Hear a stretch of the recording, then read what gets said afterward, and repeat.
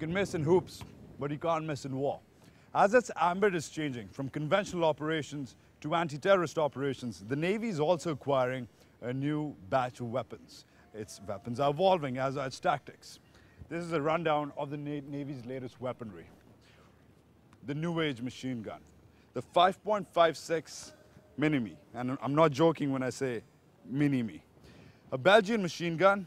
The in vogue caliber these days, by the way, in militaries all around the world, is the 5.56 versus while most of the rest of the military right now in Pakistan has 7.62 mm calibers, the Navy is moving forward with smaller caliber weapons. They've been proven to do as much damage, yet are more easy and more mobile to carry, as in this case. Now this thing effectively has the same rate of fire as the MG3, which you've probably seen, but it's a much more handy weapon. For example, if I was holding the MG3, I would not be able to pick it up and move it around like this. However, because of its lightweight and obviously its very briefcase-like handle right over here, the Mini-Me is a rather handy weapon and the Navy's rather proud of it. All right, not a very old weapon, but not a very new one either. The Austrian AUG, a sniper weapon. The USP of this weapon, obviously, is its plastic magazine and its fiberglass body. Why? Because the AUG, whether you like it or not, or believe it or not, floats in water. If it drops out of your hand when you're on a diving operation, it has positive buoyancy, it will float. And divers like things which float. Then, two new weapons which the Navy has acquired for CQC or close quarter combat operations. The Commando M4 Colt and the M4 Colt carbine. Now, the Commando is meant for CQC operations. As you can see, it has a shorter barrel and has a shorter stock as well, which can be retracted. While the carbine is usually used with an extended barrel and has a longer carbine. I was talking to some of the guys who are using these weapons, and they're like, well, they're more like a very high maintenance spouses. They look very good, and they work very hard, but they are very difficult to maintain. Well, like most things American. Now the Navy also has breaching operations. It trains for breaching operations, especially with piracy and all. And there's a thing the Navy practices which is called forced entry. When, for example, they have to board a ship on which has been hijacked, which pirates have taken over. That's where the repeater comes in. Because the repeater has a very powerful blast impact, it spreads out the rate of fire. As you can see, it's also, because it's such a powerful weapon, it can also be used to bang open a door.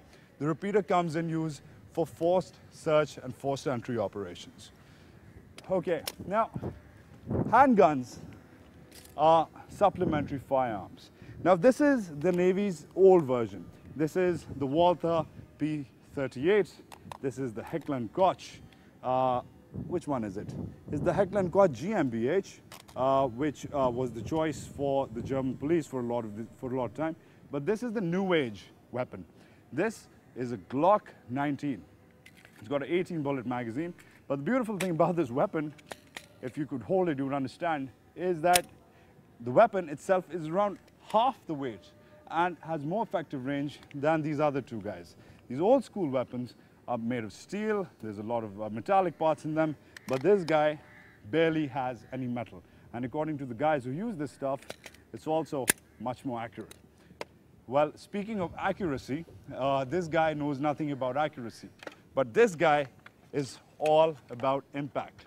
The Navy uses the RPG during raids and ambushes. Usually, once again, in a situation when it's dealing with pirates, when it's dealing with terrorists, etc. The RPG doesn't have a warhead right now, but the Navy, I've also been informed, also uses this, as well as the Marines, uses this from jet skis while on a mobile operation. Obviously, RPGs are not fun, given any day. And finally, snipers. Now this is an Austrian-made Steyr sniper. It has an effective range of around 600 meters or so. It's got a telescope lens, it's Austrian-made. The Army uses a green version, the Navy, because of its camouflage needs, uses a black version. But this is something which everybody should be aware of. This is the new age Steyr sniper. It's got a magazine which has a 10 bullet capacity. It is the Steyr Trevelo. The interesting thing about this is that I'm picking it up and I'm feeling it. This rifle This rifle right here is lighter than this rifle. Even though this looks bulkier, this guy is relatively more light, and they tell me it has almost 1.5 times the range. A little story about the importance of sniper rifles. Recently, US Special Forces took out 3 Somali pirates in a pirate operation, and that was, the sniper rifle came into that effect. 3 US snipers took out the pirates who had taken hostage a US ship captain. That is what the sort of damage a sniper rifle can do. And finally, one of the latest acquisitions in its fight against the terrorists, NVD, a night vision device which the Navy uses primarily for nighttime operations. So even though I can't use it much to my liking right now, the Navy is about special weapons for its special forces in these not so special times.